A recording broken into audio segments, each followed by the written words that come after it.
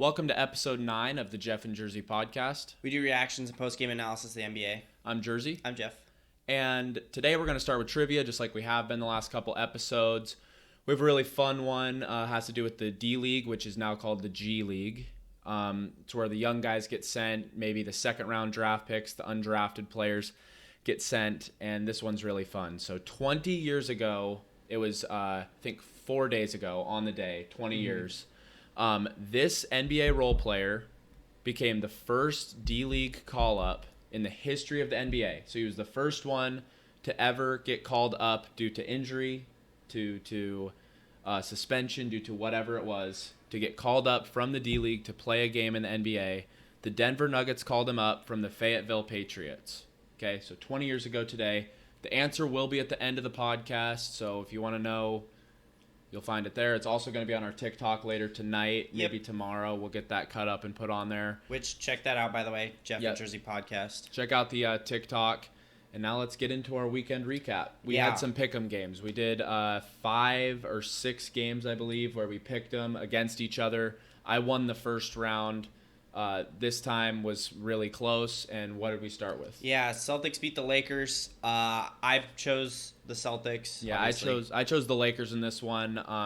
It was LeBron's debut, so I got a little, I guess, not fooled by it, but like I just thought, LeBron's gonna come back hot. I mean, he didn't play bad. He had 23 and 6 in this one, and AD he didn't feel like he was asserting himself. AD had 31, but it was just a LeBron comeback game where he's gonna just feel out the defense. He's not gonna do anything crazy. Yep. And but Tatum looked great. 37-11 in arguably his best game of the season so far.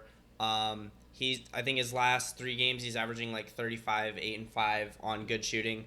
It seems like he's starting to get into a rhythm now, and then with Jalen coming back tonight, hopefully this team can kind of get it into gear before December, which is kind of like a hell month for them. They play like 2 non-playoff teams pretty much. Yeah, like you noted in this little like turnaround for Tatum's shooting percentages and things like that, and we've talked a lot about this. His shooting, like the shots he's getting, feel better, and obviously Marcus Smart has 22 in this one. Schroeder has 21. When the other guys are scoring for the Celtics team, then Tatum gets into the paint easier. He's getting more catch and shoots. He doesn't always have to take off the dribble shots. Feels like his shot quality is going up, which, I mean, it makes sense. Shot quality goes up, shot percentage goes up.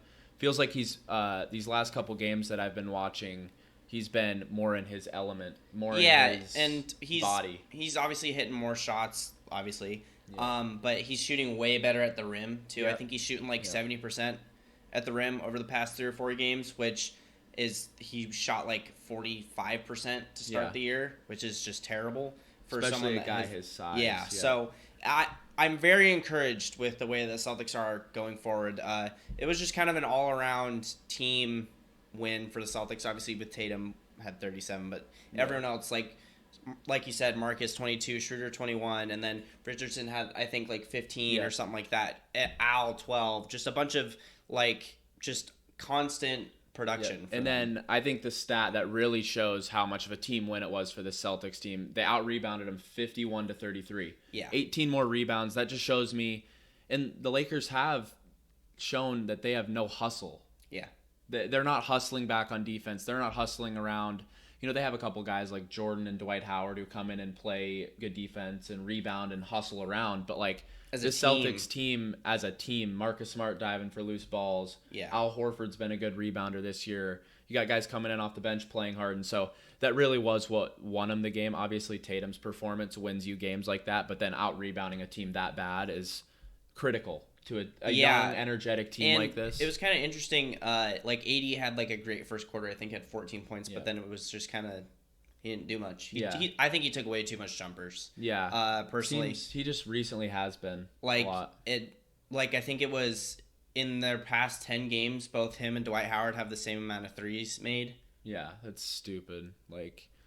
He was shooting well a couple years ago from the 3. And it just feels like he's another one of those guys who, once he gets to that 10 to 15 foot range, is when he gets comfortable. Then the threes start to go in. Then other stuff. I hate when he takes a first quarter 3 even, because I want him going downhill. I want him transition. They actually did find him a couple times in transition. The Rondo pass ahead. I just think he needs to assert himself. That stuff where they push the ball really hard when like Rondo checks in and pushes the ball really hard and throws it up to him, gets him going. And obviously he scored well in the first quarter, but he just needs to keep it up. And maybe it's conditioning. No one knows. Nope, we don't know what it is. We can only kind of speculate at this point, but he does need to assert himself more. The next one was the Bulls beating the Nuggets, and this one really tricked us because Jokic didn't play in this one, and we both took the Nuggets. The Bulls won. They're on a run. They beat my Knicks too recently, but Gordon had 28 and 9, and that was really the only performance. I think Campazzo had an okay game for them, but that's all the Nuggets really had without Jokic in there. He's such a vital part to. The way their offense flows is all the way through him. We didn't watch this game, but I'm sure just like their offense was probably just so clunky. Because who would they run it through? Really? Because a lot of probably pick and roll handoffs, just continuous motion trying to get people open because you don't have Jamal Murray. Because if Jokic is out, Jamal Murray can kind of run things, and then not having Michael Porter Jr., which his injury is concerning too. The nerve damage in the back. He had back injuries coming into his career, so they're not going to mess around there. Oh no, they're not. They're going to be as cautious as possible, which is scary because you want to see a guy like that play. You want to see a guy with that basketball talent get the chance to go out and like showcase his skills and really put on a show. And so that's just a bummer for Michael Porter Jr. But then on to the Bulls. They're the same team. Levine 36, DeRozan 26 and 6. I think these two are all-star starters so far. If I had to pick my team, and because if it was positionless, like I don't know who I'd put in at point guard in the East. Like maybe Trae Young or I might be forgetting someone, but like if it was positionless, for sure. Like Levine's making my guard, DeRozan's making one of the forward spots, probably next to KD. And then that's my team. KD, then Giannis, and Giannis, KD, DeRozan, Levine, and then maybe Trae. Fifth would probably be Trae right now. Maybe Jimmy Butler too. Yeah. He's been playing really well, but DeRozan he's the one who keeps this team steady. But then when Levine goes off, they're a really tough team to beat. Oh yeah, they're unguardable, and they've have guys that keep stepping up. I didn't expect Dosunmu to get minutes this year. Yeah, and he's coming in. Round pick, right? And he's just been great for them. And then Derrick Jones Jr. has been great. Javonte Green, Caruso is awesome. Tony Bradley's done well. They've been playing extremely small, too. Like, I think Green was playing the 5 the other night. And it's that's what they have to do with the injuries. Because they can play so fast. 2 guys in their front court that are injured, or obviously COVID. Yeah. And things like that. But, they can play so fast, and when Lonzo's your point guard and then Caruso's in at guard spots there. Caruso in LA was just known for just pushing rim to rim. Yeah. And Lonzo's obviously with all the passing and the unselfishness to pass it ahead, things like that. The Bulls are like, and they beat my Knicks doing the same thing, sharing the ball, tough shot making. The Bulls are one of my favorites right now in the East. I couldn't pick them over Nets or Bucks, but like they're probably my number 3 right now for teams that I think look. The Heat are also in a debate with them, but teams that look ready to anything the defense can throw at you, the Bulls have an They have ways for. to exploit pretty much everything. Every coverage, every style, every just zone. They can play fast and they can play slow. Because if they play through DeRozan, DeRozan wants them to play through. They can ISO, slow. They can pick and roll, they can hand off, they can. Even Lonzo has improved so much. He hit a step back 3 against the Knicks. Like the ball in prior seasons with the Bulls, if it left Levine's hand, it was like kind of like the offense was there to die. But now it's like the offense is almost as good without it because he's so good off ball too. Right. And so this Bulls team, we've talked a bunch about them. They've been my biggest, not my biggest surprise because like you got to expect them to be good when they bring in all those guys. Yeah. But they've lived up to every expectation possible. Oh yes, and easily. Probably even exceeded it. And another team that is next on our list is that the Heat lost to the Wizards, and they have really exceeded expectations. Yeah, I did not expect them to come out the way that they did, especially with Beal not shooting the way that he needs to. The Heat were up in this one, and I think Kuzma, I think it was KCP and Dinwiddie went like 8 for 8 in the fourth quarter, and made like a 19-5 run to come back and win. like Beal only had 21 and 9, and Harrell 13 and 7, KCP 16. With this team, it's like they get such constant like production all around. Yeah, it seems like every time I'm watching and looking through box scores and looking at performances and analyzing, oh, this guy's had 3 or 4 good games in a row. It feels like they have 4 or 5 guys at the 15-point mark every single night. Mm-hmm. And teams like that, I mean, we've already expressed our concern for like playoff time. Beal has got to get 30 for this team to win playoff games. Yeah. But that's how you stay afloat in the rankings. Yeah. Is Beal has 21 and 9. Prior years, it was an automatic loss if he had 21 and 9. Yep. This year, he has 21 and 9. KCP, Dinwiddie, Harrell, they all step up, take some of that role on them. Okay, you're not shooting well. Go get 9 assists. Right. Go dish to us. I've seen Kispert's been getting a lot more minutes than he was at the beginning of the year. Guys Advia is playing defense. I think I even saw him guarding Hero at one point. Like, they really have 9 to 10 guys really bought in, and they haven't even brought in Rui back. Yeah. And so I'm really excited to watch this Wizards team. They're exciting. It'll be interesting to see if they can kind of ride this sort of hot streak that they have going. And if they do, then that's kind of like optimal for them once you get to playoff time. Because say you somehow do sneak into like a 5 or a 4 seed or whatever, and you don't have to play in the play-in. Yes. And somehow you get that 4 seed and you have home court advantage. Just like the Knicks last year. No one, like even me, we're sitting there, 3 weeks, 2 weeks out from the season, and we're the 7 seed or whatever. Obviously, it was like a 2-game gap. Yeah. And then it's like we won that last game of the season to get the 4 seed. I think it might have been against the Celtics. Yeah, because we were already locked into the 7 seed. Yeah. And then we played so we win that game, and then we're like hosting a playoff series. And I'm just like, we haven't even made the playoffs in like my lifetime is what it feels like. I mean, obviously it was like 6 or 7 years. But the Wizards are in a great opportunity to like really they're ahead in the standings now. Mm-hmm. They have a deep team. They don't have to play guys 40 minutes a night. Wizards are in a great spot. Yeah. And the Heat in this one, Jimmy 29, 5 and 4, Hero 20 points, but Lowry's production kind of concerns me. He's in a weird spot in their rotation, I think. Like he does concern me, but also Lowry Hero comes in, whether it's for Lowry or not. Anytime Hero's in the game with Lowry, they like on paper they play well next to each other. Like defensive guard who's unselfish, and then an offensive scoring guard, like that type of thing. But I feel like the ball, Lowry's so used to having the ball in his hand in transition, pushing it to the baseline, dishing it to people. He's just kind of out of like rhythm is what it feels like to me. Hero gets the ball a lot, which deservedly so. Like he's been putting on a clinic on offense, and he's really been like the most consistent half-court offense other than Jimmy for this team. And so they're just it's a long season. The Heat are going to have a lot of things to sort out defensively, rotation-wise, because they do have a lot of good players. So who is the closing lineup for them, And it's figuring things like that out, and Lowry's kind of the odd man out right now is what I think. Yeah, I feel the same way. Just like coming in to kind of like an established group, I would say. Culture was already set. Obviously, like PJ Tucker, but PJ Tucker fits everywhere. Like, you just plug him in, and he's actually been great offensively, which is surprising. But like Lowry just doesn't. Maybe it takes time. I mean, not every team can come in and just get rolling like with a bunch of new pieces. Yeah. So I'm sure it's Kyle Lowry. They'll figure it out. Yep. Another team that is like you said, really set.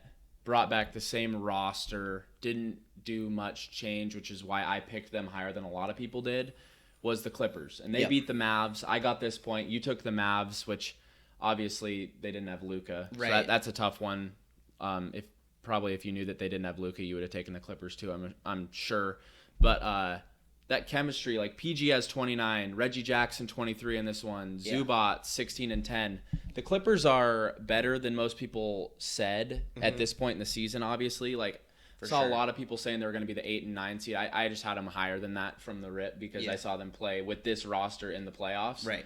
And so I have no concerns for the Clippers. Obviously, they're winning games now. This is kind of like when we had that overreaction, underreaction episode a couple weeks ago. I was like, guys, let's chill on the Clippers. Right. I think that they're obviously struggling because adding in Eric Bledsoe, adding in they added a couple pieces, but it is mostly the same roster. Yeah. Reggie Jackson's getting back to like the playoffs, shooting threes. Yeah, he looks like much that. better than he did to start the year. Yep. And then, like I've said before, it doesn't matter like where the other production comes outside of Reggie and PG. It just has to be a group of people. Someone has to step up. Like it's either Kennard or Terrence Mann or Zubac or Bledsoe, Batum, Ibaka when he like finds his way into the rotation. But they just need like a constant. It's kind of like the Wizards. Yeah, I would think obviously if Beal was playing at like the level he has been. Yeah, throughout so the last that's kind of like my comparison. But PG's been awesome. MVP, top 5 caliber. MVP conversation right now. Carrying like games where the guys don't show up, he is carrying them, and he's having, and even like I've noticed Paul George's like biggest career turnaround because of his injury and stuff, but like he always was a clutch player, but it feels like now it is a little bit more like consistent. Like he night in and night out is the guy that they're going to go to in the half court to get buckets. The mid-range shots there, they have more shooting. He has more shooting around him than he's ever had in his whole career. Yeah. They have without Kawhi on the court, they legitimately sometimes have 40% 3-point shooters on the court crazy. with a guy who is an elite attacker, elite mid-range shooter. And so PG is in the perfect situation for his career right now. Yep, I agree. Next, so we got the Mavs is who they lost to. Mm-hmm. KP 25-8. He has looked more consistent. We've brought him up quite a bit. But Brunson is obviously a stud. He had 20-8 without Luka. Brunson, to me, is taking that next step in his career where it's like the best 6 men on teams are the ones where, say they're a young 6th man, are the ones where it's like, damn, we have to have him on the court at all times. Right. You know, he has to be in the closing lineup. He's not a bench player anymore. And in the past, it was like, okay, we can go Luka, 3 shooters, and KP and be fine. But now he's playing so well, he has to be on the court. Yeah, it takes like pressure off of Luka because he is so good at handling the ball.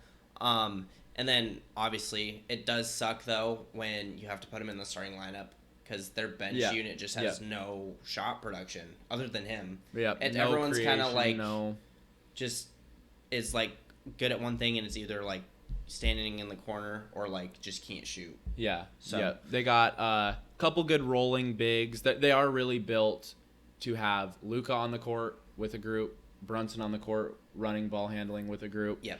Them playing together. I love them on the court together. Yes. If they had a third. Right. You know, if maybe Tim Hardaway gets more minutes with the bench, like staggering. I don't know. But Brunson's too good to be on the bench in crunch time. He has to get minutes.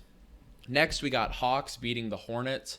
We both went with the Hawks here, even though we love the Hornets. I just thought that the Hawks, since they're at home, they had the upper hand in this one.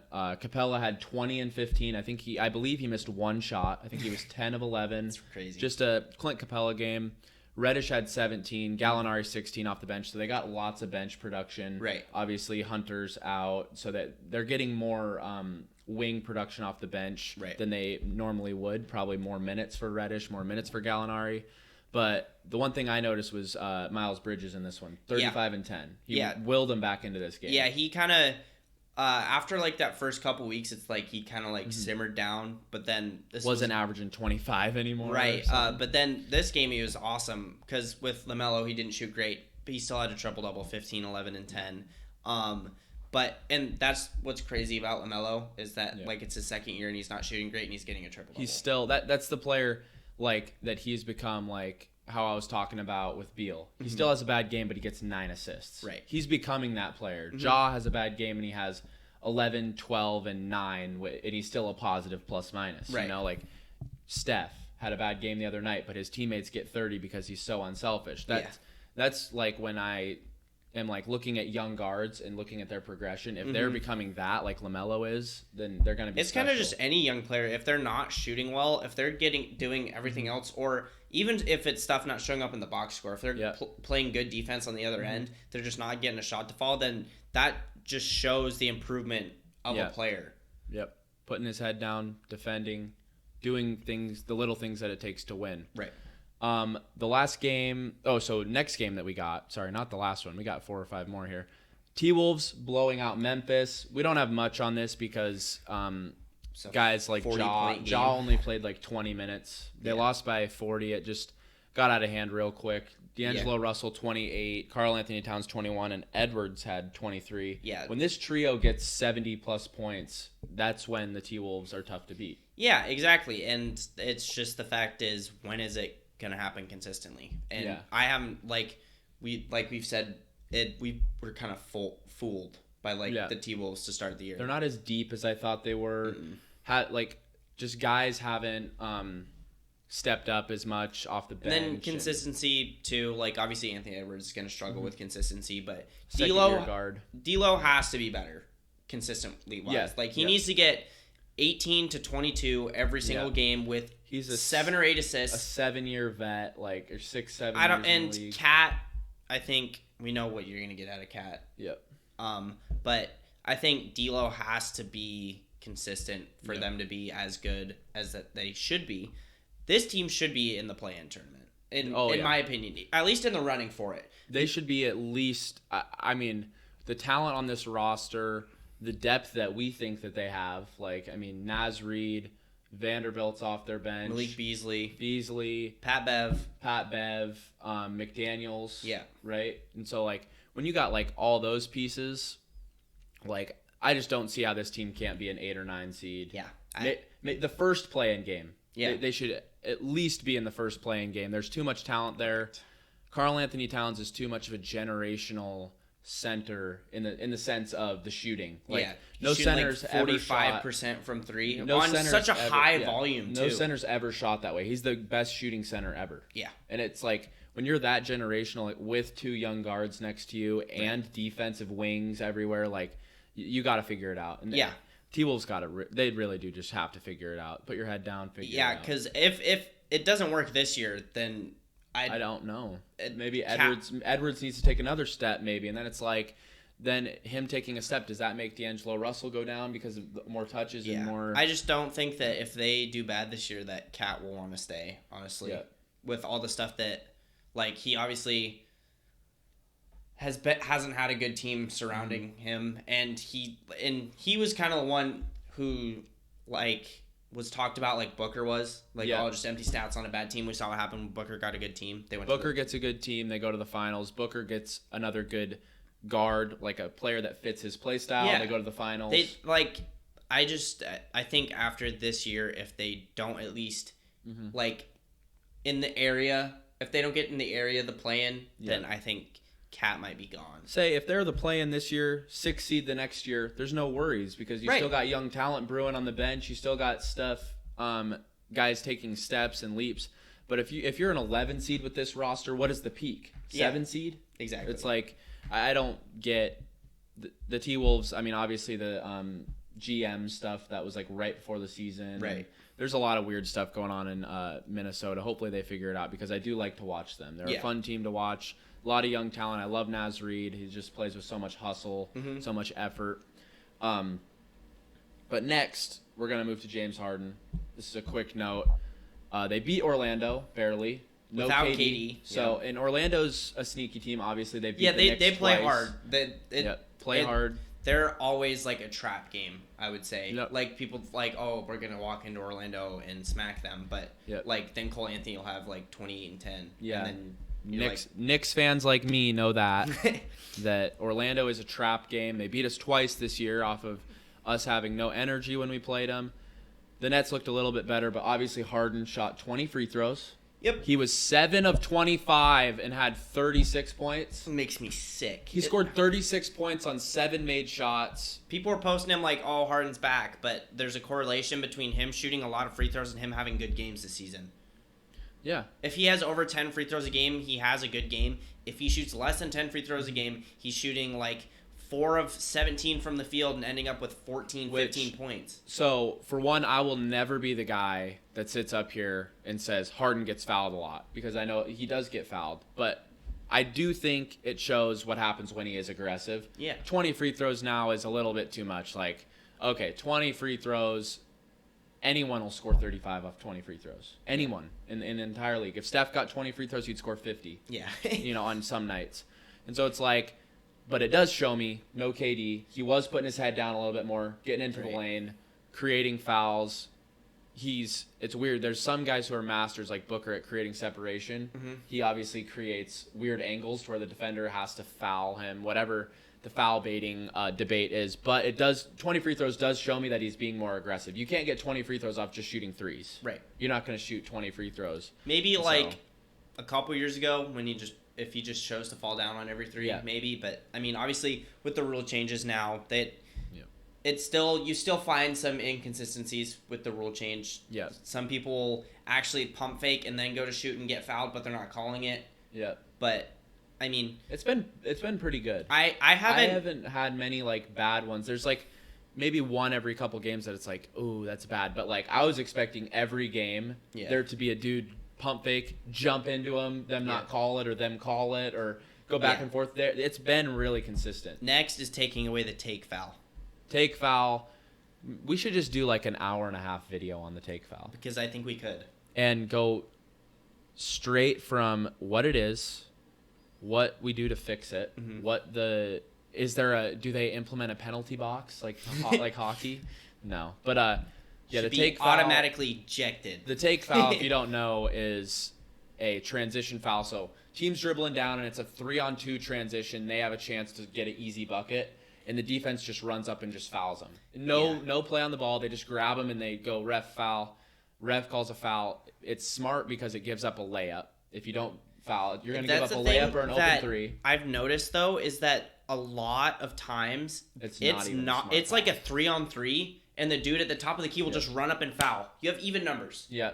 On a fast break. I don't care. Just play defense. It is so annoying to watch. It gets annoying. There's a couple times that I'm like, okay, it's really smart. 2-on-1 fast break, you run up and foul the guy before he can dump it. Okay, it's smart. But like, the Lakers do it all the time where they foul when it's like, even if it's like a 5-on-4. Yeah.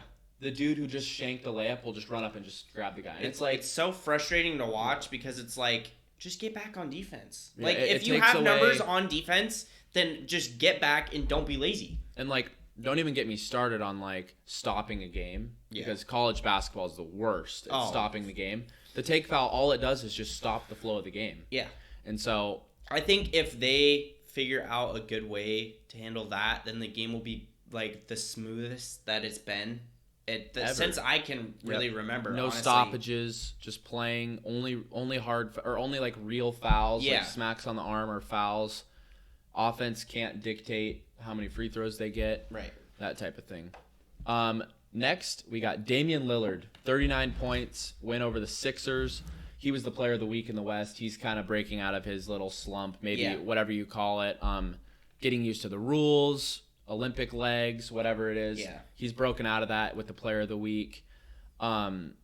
He looks great. We talked about them on the last podcast in the sense that they're sharing the ball better than ever before. And this team's going to win a lot of games when he scores, yes. Too. If he can break out of that slump and that ball movement is like going to obviously better players than they've had in recent years. Like Larry Nance has been just a great pickup for them. Who would have thought? Yeah. Not me. I definitely did say it was a great addition. He was just sitting in Cleveland. Now imagine if he was on Cleveland. If he was on Cleveland, they'd have a starting lineup of power forwards. Yeah. It would be so fun to watch. Power forwards and Ricky Rubio would be the lineup. Oh, I'd love that. Yep. In that game, so they beat the Sixers, and I'm worried about the Sixers a little bit. Yeah. I wasn't at the beginning of the year. But so Maxey and Tobias Harris have 28, which is critical for them to win games at this point with Embiid in protocol. And he's going to miss hasn't played. Ben Simmons is obviously still a question mark. No one even knows where he's at. It's like we don't want to talk about that. Yeah, Sixers. I'm like struggling to see a way for them to win consistent games. Obviously, when Embiid comes back, it'll be a little bit better. But if Embiid is not playing games, then... And Maxey has 28 and you're still not winning. Embiid has to play like he should for them to win, obviously. But that's the problem, is that he doesn't. Yep. And he misses games. Like, he's going to miss 20 games of the season. Yep, easily. And he's already under protocol, so that's 5 of the 20. Yeah, and then out of those 60 games or whatever, he's going to play not as hard as he should in like a quarter of them. Yep. And like, obviously some players don't play as hard as they do in the playoffs in the regular season, but with him, it's the most visible I think I can see. Well, that Knicks game. The Knicks game, I think it was 2 weeks ago, maybe 2 or 3. 17, 18 days ago, whatever it was. Yeah. When he had like 15 points and it looked like Mitchell Robinson gassed. like shut him down. But I never would go on Twitter and say Mitchell Robinson shut down a generational center, because it's not what happened. It's just that he was gassed. He couldn't go hard. He just didn't he wasn't taking the right same shots. He was kind of he took a couple threes, took a step back three. Anytime Embiid takes a shot, like a jump shot early in the shot clock, it's just terrible. It's terrible offense, because he should realistically dominate every single person. Low post. One-on-one, he should dominate every player in the league. Yes. I don't think there's anyone who can... Biggest, most skilled for that size. That he's probably the most powerful person that... He's one of the most skilled bigs ever. 7'1" and up ever. Like, obviously there's some like 6'9", 6'10" bigs that are skilled, but like a 7'1", 7'2" big that's over 300 pounds that just mid-post ISOs and shoots bank shot jumpers all the time and stuff. He's ridiculously talented. Yeah, like I watched him in the playoffs. I think it was like him and Capella had been going at it, and on the other end, he like dropped his shoulder and moved Clint Capella like 5 feet back. Yep. Like, you should be able to do that to everyone, not just because you're pissed. Gotta get in shape. Yeah. That's the thing for him. Gotta stay in shape. Gotta stay out of the trainer's office, not be injured. The next guy who looks like he's back in shape, running, looks as good as he's looked probably in his career. Yeah. Like with the jumpers, the fadeaways, the smoother looking pull-up three that he's been hitting is Giannis, and he was your East Player of the Week. Yeah. He averaged 33, 16, and 5 in 3 games on the week. That's ridiculous. He's just like insane. If he like continues on the stretch that he's going on, like career-wise, I don't see how he's not like a top 15 player ever. Maybe even more than that. Yeah. Because what he's accomplished as a 26-year-old is already better than maybe all but 2 or 3 26-year-olds ever. Right. And he's already, in comparisons, like you can already put him up next to some of the greatest power forwards ever. Like resume-wise, like accomplishments-wise, obviously he's got if he plays another 10 years in his top 15 in scoring, it's no doubt he's a top 3 power forward ever. Yeah. But he looks like, this is kind of a bad, not a bad comparison, but he looks like if Shaq was a wing. Yeah. He runs like a wing, but like everything in the paint is a dunk. If you haven't watched Giannis play this year, it's either the jumper looks way smoother, but everything in the paint is literally I think over his career, he might become like the most dominant player ever. Obviously, Shaq is the most dominant player ever. Most dominant prime. But Giannis, if he's just getting better, and from like he has the potential of 2017 to 2018, like when he started really like dominating. Yep. Like if he's gotten better every single year, and if he keeps like asserting himself, then I don't like over a career he might be like the most dominant. 10 years from now, ever. 10 years from now, Giannis could be in top 8 ever. Yeah. He has 1 ring, 1 Finals MVP, but legitimately, if he gets 2 or 3 more each of those, maybe another MVP, maybe another Defensive Player of the Year. He'll make... And he's won with this Milwaukee team. That's what's different. If he wins 2 or 3 rings with this Milwaukee team and Finals MVPs, that's even better than teaming up with someone or like even free agency. Even if you leave in free agency and you're on an even level team, winning 3 with the same franchise in a 6-year period, let's say, or something crazy, like Giannis will be climbing the ranks for sure, 100%. Yes. Couple more things we wanted to get to in our recap before Unsung Heroes and a couple fun segments that we have was I wanted to talk a little bit about the Knicks. I have some concerns for the starting lineup.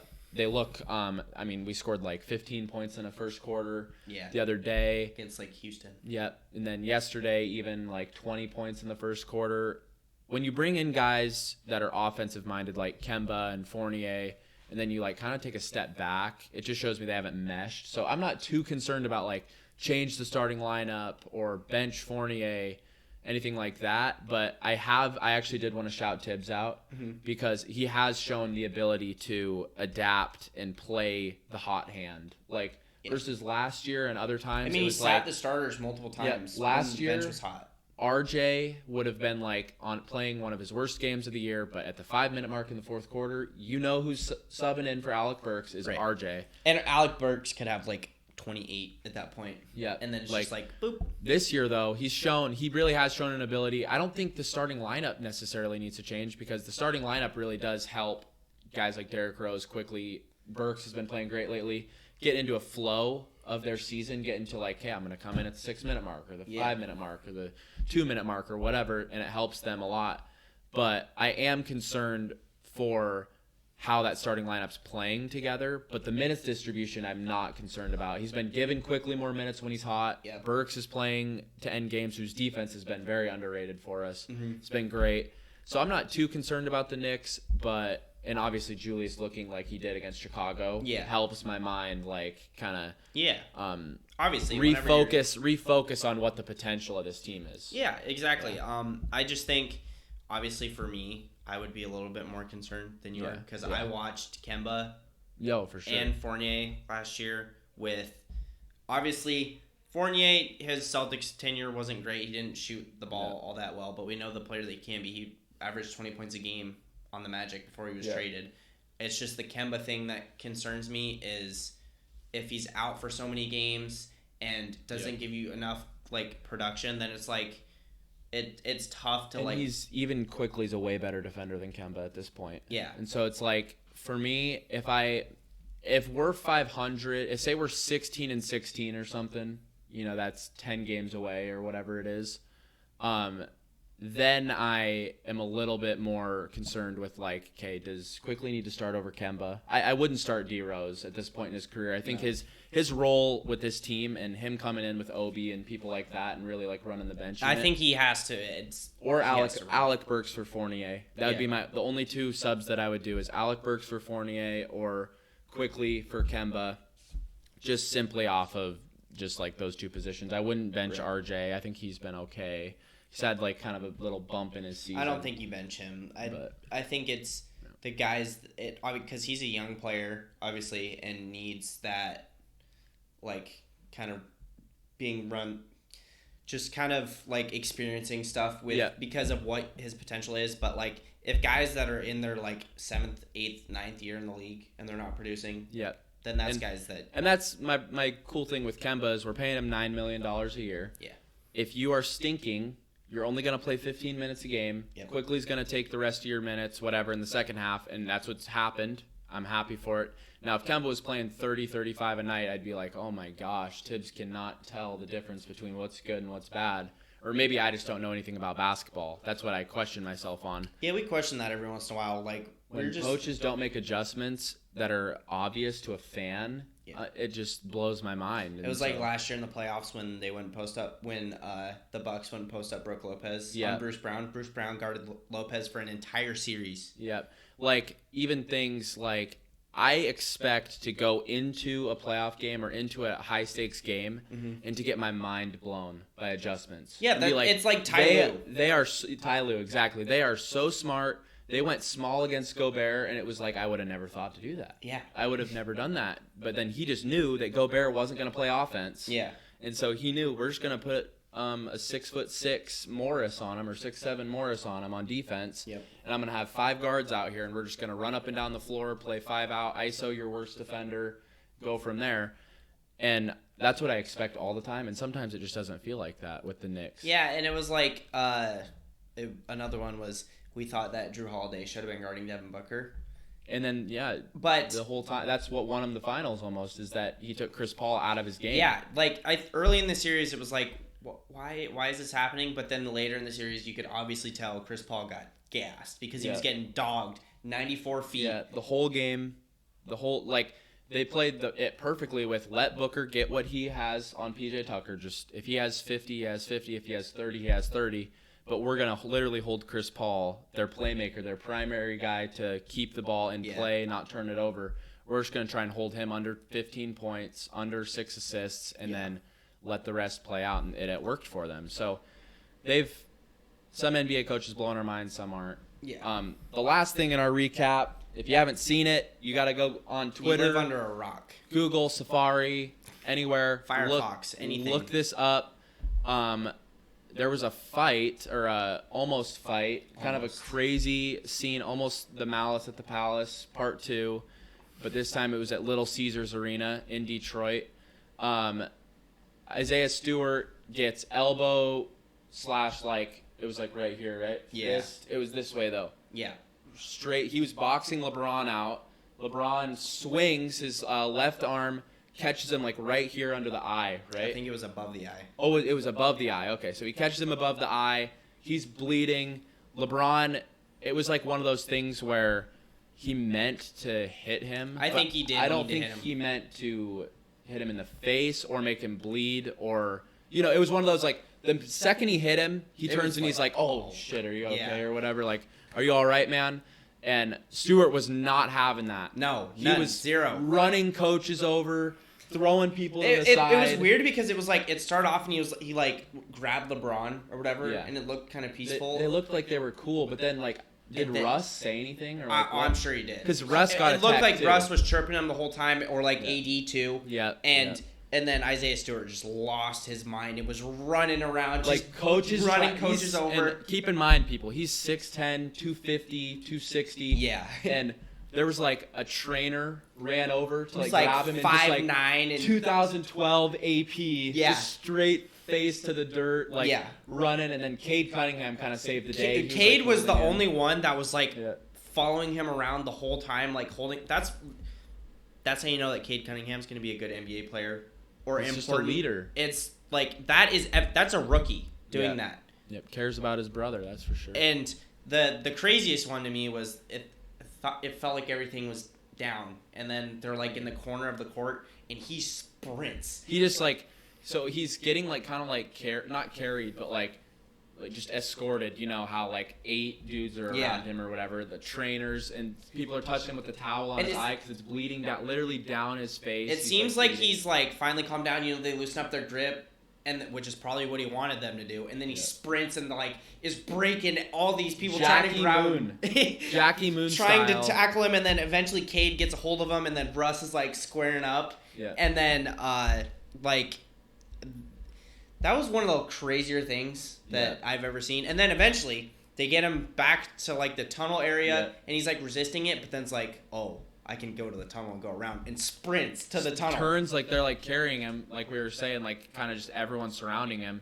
Turns and sprints into the tunnel. And then, like, away from the game, because he's, like... he can get around. He's thinking that he's going to, like, run around, because, like, if you haven't been in an NBA arena or, like, a basketball arena, it's just under the stands, it's just like tunnels under there to like locker rooms and wherever.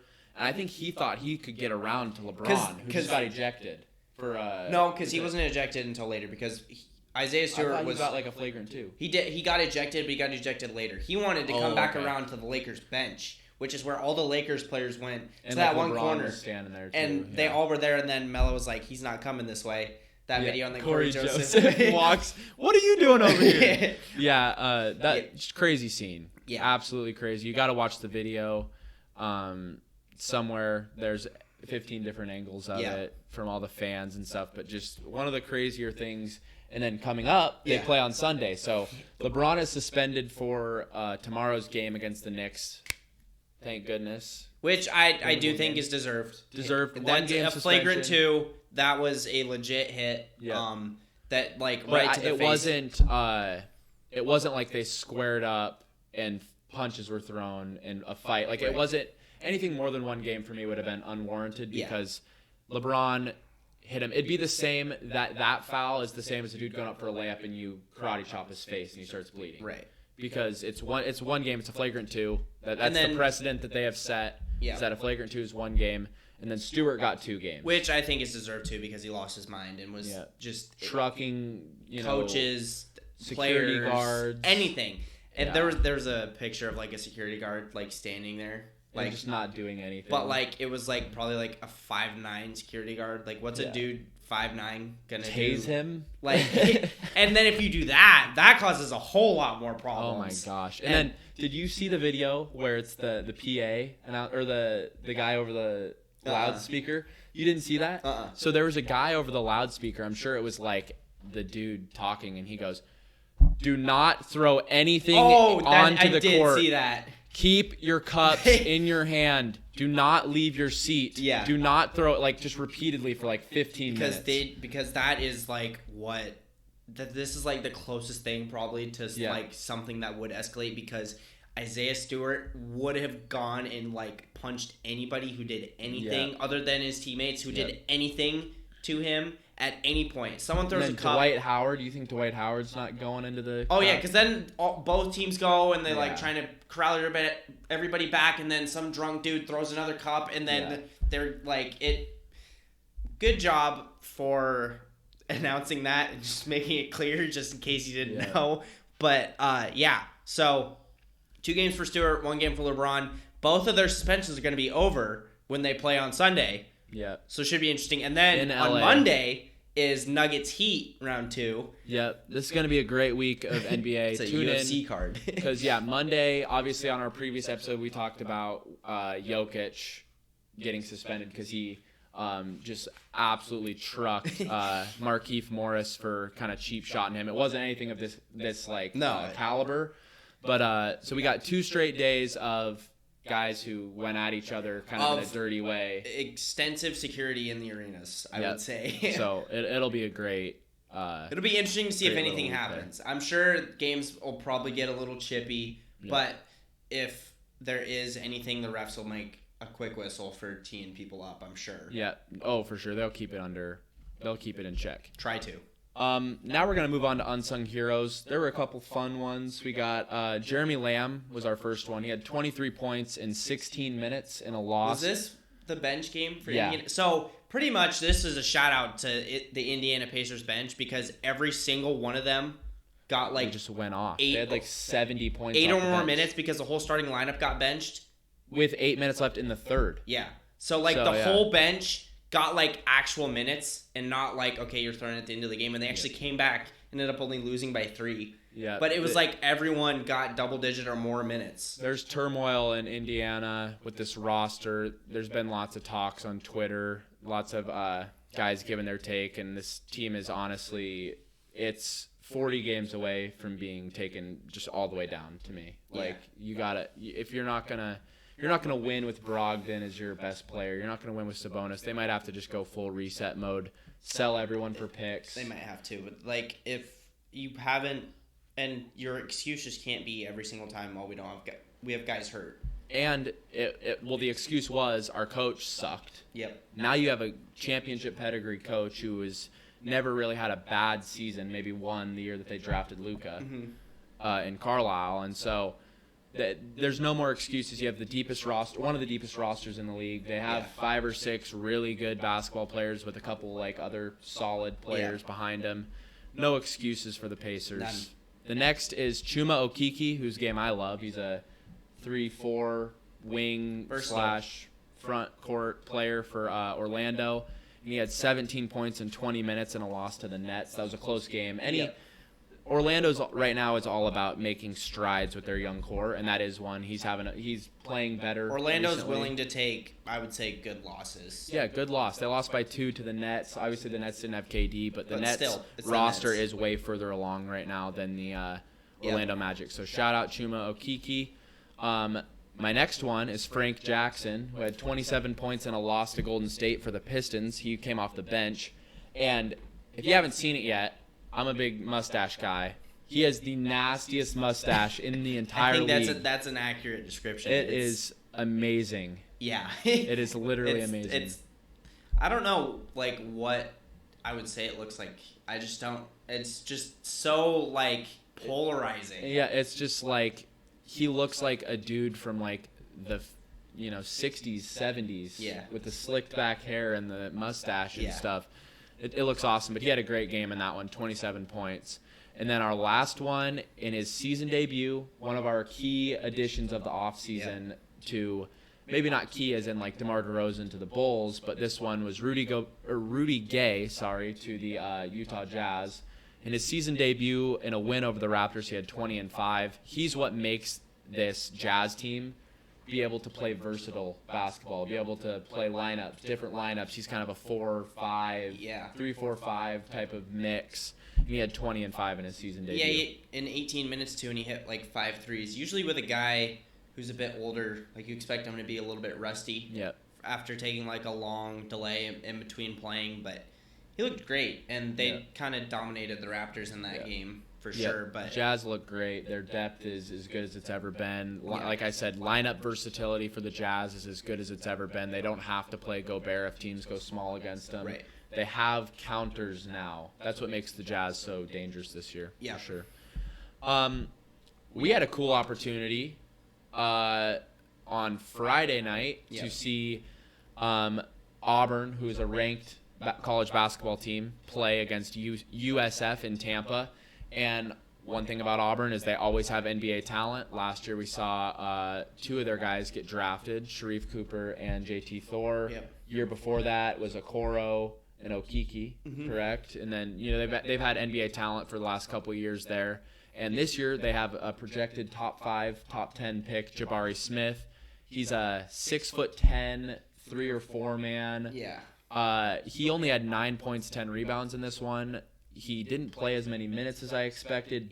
But that being said, made a effortless pull-up 3. Great baseline dunk. Like, you can tell the smooth game, the long arms. He looks like a wing to me in the NBA. Oh yeah, for sure. He definitely does. Like his game, I hadn't seen him play before, so I didn't know what to expect. I didn't know if he was going to come in and dominate in the paint, but like he just came in and looked so confident, just with the ball in his hands, shooting the ball and stuff. Obviously, he didn't shoot all that great. I think he shot like 3 of 12 or something. But like in the athleticism is ridiculous. You can tell the talent, athleticism, the skills are there. He just had college players have bad games. That's one of the reasons why they moved, 15, 16 years ago or whatever it was, moved the age back for the draft, because they wanted guys to be able to get a year where they struggled before they came to the NBA. And it just looked like one of those games. Just not as dialed in, didn't play as many minutes because, USF's lineups were a little bit different. They went smaller, so then he didn't play as many minutes. And other guys on Auburn looked a little bit better than he did. But it was nice to be able to sit there and see a top 5 pick with your own eyes.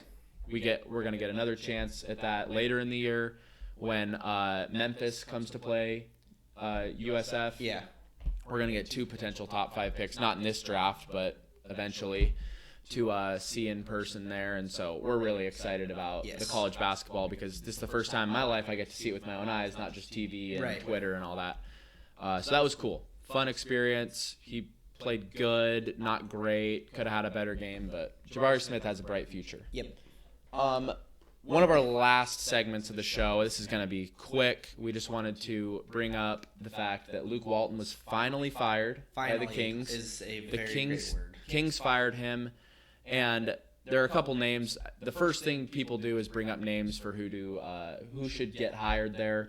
And that's what I wanted to do. Just quick, easy segment about the Kings. What coach I think would really make their talent thrive, and I think it's Kenny Atkinson. That's my number one. I would agree. I think it's kind of like him, and then everyone else is way lower. That roster is a lot like the Nets roster that he maximized their potential. Revived the Nets. A lot of young players with some good vets, and I do think that Kenny Atkinson does need to be a head coach somewhere in the NBA. And there's no better roster, like you said. The De'Aaron Fox, young guards.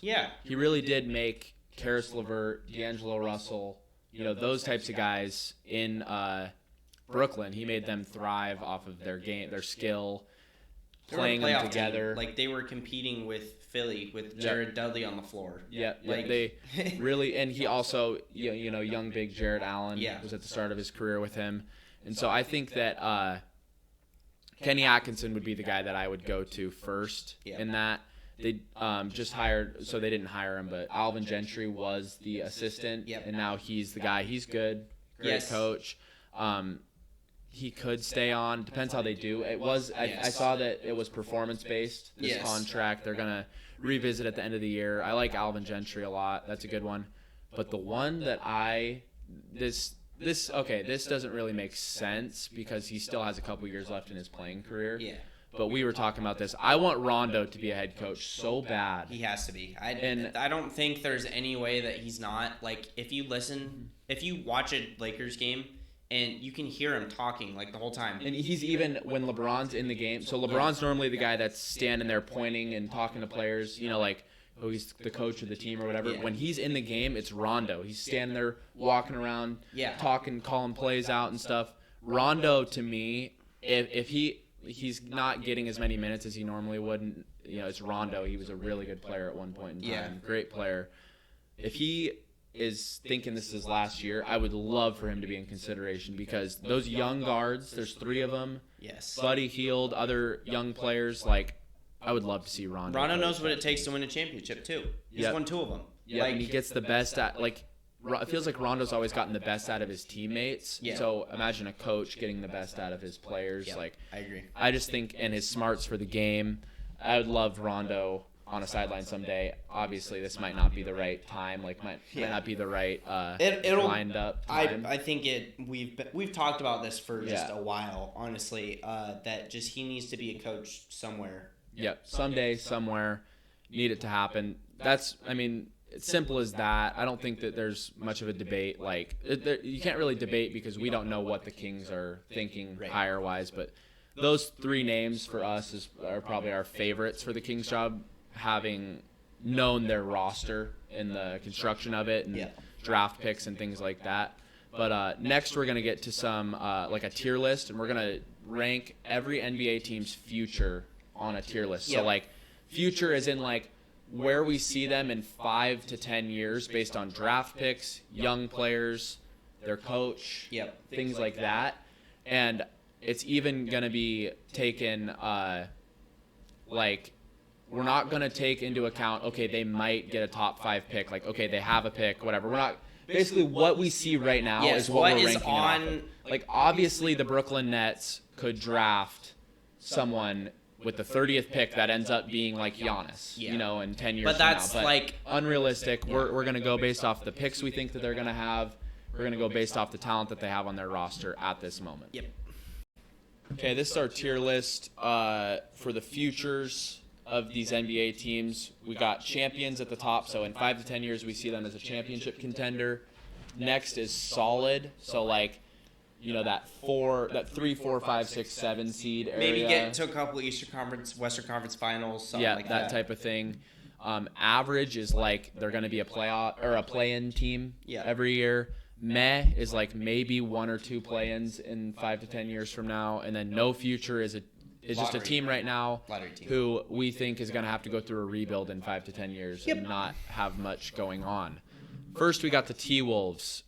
I think with the roster construction as is, I think the T-Wolves are a solid to me. Yeah, I think if with Cat and Anthony Edwards and D'Lo still, and then they do have a lot of younger players, but championship caliber, just not quite for me. Trailblazers to me, okay, so we really got to think here. 5 to 10 years. Their young players Simons and Nasir Little. They have their picks. I want to put them in meh or average. I would say meh because I know Dame will still be there. They might still like. I would go meh. Meh. Okay, I like that. The Rockets. Okay, so the Rockets are tough because they got Jalen Green, they got Kenyon Martin Jr., they got Kevin Porter Jr. Christian Wood. I think they're average. I would go average. They don't have anyone like Jalen Green's a stud, but they don't have anyone that really like stands out to me like that is they don't have a generational type player to me yet. I agree. They might have a couple more picks too. So we do have to take into account their picks. I would just go average. They're average or solid to me. I'm going to stick with average. The Hawks are a championship contender. Yep, they 5 to 10 years. went to the Eastern Conference Finals this year with a young roster. And that's like Cam Reddish is in that mix. In 5 to 10 years, he's going to be 28 years old, 27 years Hunter. old. Yep, Hunter. I think they still have their picks. Yeah. Too. And so they might sprinkle in another Trey guy will or probably two. be top 5 player maybe in the league. He has at that potential. Point. Yep. So I got the Hawks as our first team in the champions. The Kings. The Kings are tough because I love their young guys. I would go solid, I think. I think I'm going to put them at the bottom of solid because I don't think that they're quite. I would go bottom of solid as well because they're better. They have better guys than the Rockets do. Yep. So, yeah, I'd go solid. Pacers are weird because LeVert's way older than we all remember. He's like 28. Mm-hmm. Brogdon is like 20. He was an old rookie, 4 or 5 years ago. The Pacers, for me, their future is meh. Yeah. I love Duarte, but other than that, man, I just don't see what they have. Unless they... Now, 2 months from now, they might sell everyone for picks, and I might be thinking they're average or solid because they have so many picks. They might do what the Magic did last year, honestly. Yeah. And just commit. Yep, commit to it. Magic already look good. They already look like they've committed to the young guys, and the young guys are starting to win them games, be close in games. Yep. The Nuggets are a championship contender in 5 to 10 years for me. Because they just got, Murray's not even 30 yet. Jokic is going to be good for another decade. Murray's only like 26. I know, 26, 27. Porter Jr. Next couple years. Yeah, Porter Jr., he's got, hopefully he's healthy, then he's got another decade. The Mavs, okay, so they have Luka, so that makes me want to put them in champions. I'm putting them in the top of solid. Yeah. They don't have anyone else. I think that they are... Brunson's good. They'll be like a Western Conference final threat, but... I just don't ever see... ever beat... They might have a year where they're up here, but a consistent championship caliber young Unless core. they get some young player along with Luka, but... Yeah. There's nobody else, I would think. 5 to 10 years for the Utah Jazz. That's tough. I would have to go... I'm probably solid too, because but I'm Donovan probably Mitchell's... above. I'm probably putting them above the Mavs. Can I do that? Yeah. I like their draft picks that they've had with the Baylor guard Butler. Mm-hmm. I like him a lot. He fits next to Mitchell in the future potentially. They brought in Pascal, who's decently young. They'll have their picks most likely. And they're going to have Quinn Snyder as a coach the whole time. So I got to put them in solid. Yeah. See, okay, the Cavs are tough for me because I love Mobley, but I'm not their future. I like Sexton too and Garland. I just can't. If the Kings are up here, I got to put the Cavs. Do you put the Cavs above or below? I would put Cleveland. Cleveland above or below? I would can't decide. Say below as of right now. Yeah, right now because they got Fox, who's they got better Fox, than any player on their Halliburton, team. Davion. Still have Buddy Hield, who's only 26, 27. Yep. I think the Knicks are solid. That's kind of my bias pick, but I just think RJ, Obi, IQ, Mitchell Robinson. I don't think we're a championship contender. We need more pieces, but we do have our draft picks. Yeah. So I think we're solid. I don't think we're ahead of the T-Wolves, Dallas, or the Jazz. Yeah. The Washington Wizards' future. That's interesting. I'm going average. I would go 2 because they... Kispert, Avdia. Yeah. Rui. But no one really like superstar level. Right. In their young core. Yeah. Eventually, obviously, they do have... And then, obviously, Kuz is still younger. Yep, Kuzma. Yep. But, and then people do forget that Beal is only 27, 28. Well, no, and then even for them, why can't I think of his name? Their center. Thomas Bryant, Gafford. Both of them are decently young too. Yeah. So they're average. They don't have a superstar in their young core, but they're average. They have no future. The Clippers, they gotta win with this team. No picks, nothing. Terrence Mann and Coffey, I think, are their only two young guys. BJ Boston. Or Boston. But too. they have no picks or anything. They have. I'm not gonna say they have no future because every team has some sort of future, but they like have, as close as you can get. yeah, to nothing. The Magic, gosh, I like what the Magic have done, but I don't like what they have more than the Cavs. I might put them above the Rockets. Just above the Rockets in the average. Because future. they do have... They need to add one or two more. Fultz is coming back. That's true. Fultz, Isaac, Mo Bamba, Wendell Carter Jr., Suggs, Cole Anthony. I might have to put them here. Okiki. I'm going to put them there. They do. They have a lot of young solid pieces. Future. Solid future. Toronto. I love a lot of these young teams. I might go future. I might go above the Kings for the Raptors. Scotty Barnes is going to be a superstar. Yeah. Got to. I love their team. I just love all the teams. OG's young. Then they have. I'm sure they're gonna have draft picks, and then obviously like Malachi Flynn. Too. I think they're in solid for sure. The Warriors are tricky because they have Wiseman, they have Kuminga, Moody, Poole. I might put them in average. I'm not even gonna lie to you. Top of average. Top of average. Cause Steph might still be around. Honestly, yeah. In Poole, I'm just thinking like the best player on these teams. Like I don't think Poole will ever be better than peak Mobley. Like peak Poole, I don't think will be better than peak Mobley might be. You know what I'm saying? That's what I'm looking at here. Is like they have just so many. They have 3 or 4. We don't know what Moody or Kuminga can be yet, so I gotta put them in average. For now. Thunder are so tough too. I would go average because they have SGA, but they haven't hit a home run on anyone. I might put them above. I'm gonna put them below. Although, they have 38 draft picks over the next 7 years, but they haven't hit like a bona fide home run. I like Dort Giddey was a lot. undrafted. I like Giddey a lot. Yeah, but is Giddey like a home superstar? Run so far? No, he's a good player on a good team. Yeah. Someday on a good team he'll provide a lot to a good team, but I don't think he'll ever be like a superstar. Yeah. The Bulls' future. Because you have Lonzo, Levine is Kobe young. White. It's got to be in here somewhere, huh? Yeah. I'm gonna go probably right there. Yeah. Better than the Kings because Levine's still young, but Lonzo, Kobe White. Mm-hmm. And they didn't give up much for Lonzo, right? Right. I think they still have picks too. Yeah. They didn't versus. I'm gonna go with the Bucks next. The Bucks are a championship because of Giannis. Yeah, but other than they're adding around him is gonna be tough because they don't have picks. Yeah. It's gonna be tough. They gotta hope Drew gets 3 or 4 more good years. On their team, but I agree. You have Giannis. Philly. This is all prediction based on Embiid. What we think. Philly's difficult because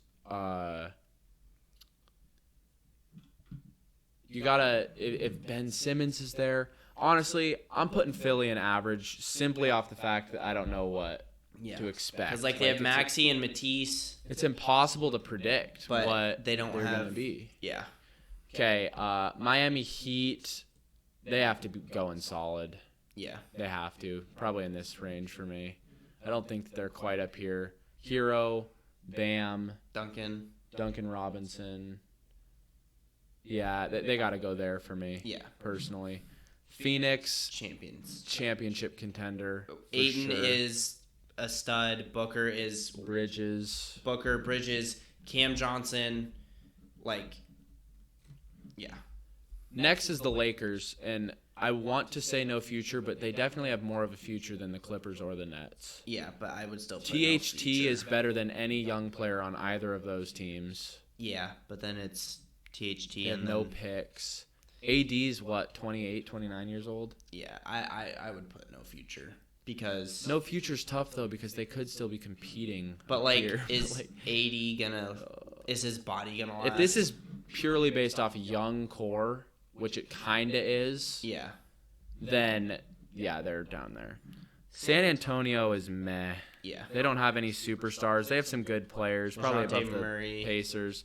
Dejounte Murray's great. I might put them above the Blazers. Above the Blazers. Because they have more of a young team. There's no way they're up in here for me with the Thunder and the Warriors. Hornets, I'm going to put them in solid. I might put them, top 3 of solid. Yeah. Because I think it's the Jazz, Mavs, Hornets, and then everyone else, I would think. Yeah. I feel that. Just with LaMelo and Bridges. And, gotta love LaMelo, Bridges, and then Book Night. Yep. They got young guys on the bench. For sure. Celtics, I want to put them in championship. I think you have to. They're either here or championship. I would go championship because they have Jalen and... Yeah, when you have 2 young wings like that, I'll give you that one. The Pelicans are most definitely in solid. Yeah, assuming they keep Ingram and Zion. I think that they're right above the Kings. They're above them. Yeah, because I might draw the line right there. Yeah, I like that right there. Mm-hmm. Memphis there's no way they're a championship contender for me. I think they're here. Yeah, they're upper solid. I would agree. They're right there. They're beating T-Wolves. Pistons, though, average. They have Cade. Other than that, not in love with their roster. Yep. I like Sadiq Bey. But I like Stewart. Yeah. But they're just not a top tier young core. I would agree. But then, I low-key want to do that too. Then. No. The Magic's roster is better than the Pistons, That's they true. have way more though. But the Magic do have. Cade is way better than any Magic's player. Oh yeah, his. But the Magic have a lot more. Yeah, they have more depth than young guys probably, and they got picks for Vooch too, so they got a bunch of picks. Yeah, and then they have a couple second-round picks for Fournier. I think they have a first-round pick from Denver. For Gordon. Yeah, so they got a good future. This is our list. Obviously, you can tell that we just love a lot of the young guys in the league, so we're all in on some of these teams and their young cores. I do agree. I think the champions is a clear. I don't see adding anyone to that. The only one that is Luka, but because Luka's a generational talent, but they just don't have. Yep, for sure. Anyone else? And then all these other teams. 5 years from now, LaMelo could be. Yeah, the Hornets could be my sleeper to be up in here. Because Atlanta has a ton of young talent. Obviously, the Nuggets, Jokic, Murray, Porter Jr., Giannis, and then Giannis is going to be good. Half of the Suns' roster is young and knows what it's like to be in the finals. Yeah. And then with Tatum and Brown, and then guys like Rob Williams too. Yep. I would agree with that. This is our list. If you have a problem with any of it, let us know down below. We'll probably post this on TikTok. But yeah, this is our list of futures, just young cores, draft picks, who we think has the brightest future in the league. Okay, to finish off today's episode, we're just gonna give our trivia answer to the question at the very beginning. Hopefully you watched the video before you scrolled to the trivia. No cheating. No cheating. No, we want you guys to like and subscribe to the channel. Yep. Like the video. Share and it with anyone. To comment your answer to, this was the question, the trivia question. 20 years ago, this role player became the first D-League call-up in the history of the NBA. D-League is now called the G League, if you didn't know that.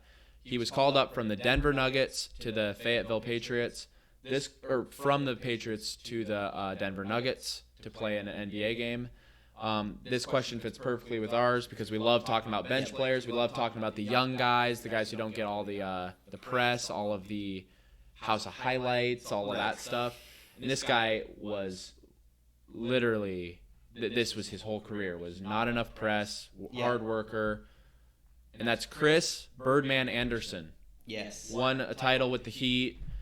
Very vital role player on every team he played on, but never quite that superstar that got all the press and stuff. So he was the first ever D-League call-up to the NBA. Which is crazy. I thought it would have just been someone random, honestly. Chris Anderson. But it's someone that we know about and everything. We all know. I would have assumed it had been just some random dude on a bad team. Yeah. When it was first started. This honestly surprised me when we learned this. Yeah, I was shocked. Saw it on Twitter. Thought it was a cool one. He fits our podcast perfectly, so we used it. If you enjoyed the video, check out our TikTok. We're posting more. Like and subscribe, like we said before. Yep. And yeah, have a nice Thanksgiving. We have a Thanksgiving video coming out. Yep. It'll be out on Thursday, where we got like fun stuff like football pick'em, Thanksgiving food tier list. Yep. We even got a cool segment planned about what ifs, like the biggest what ifs in NBA history. Like, obviously, we're thankful for the LeBrons, the Kobes, the MJs, but we wanted to show that we're thankful for other basketball players who maybe just came up short in their career, had injuries, really went through the grind of the NBA and just never quite made it out of the injuries and all that stuff. So we wanted to show them support on our next episode as well. Hope you liked it. Like, sub, comment. We appreciate it a lot. Anything.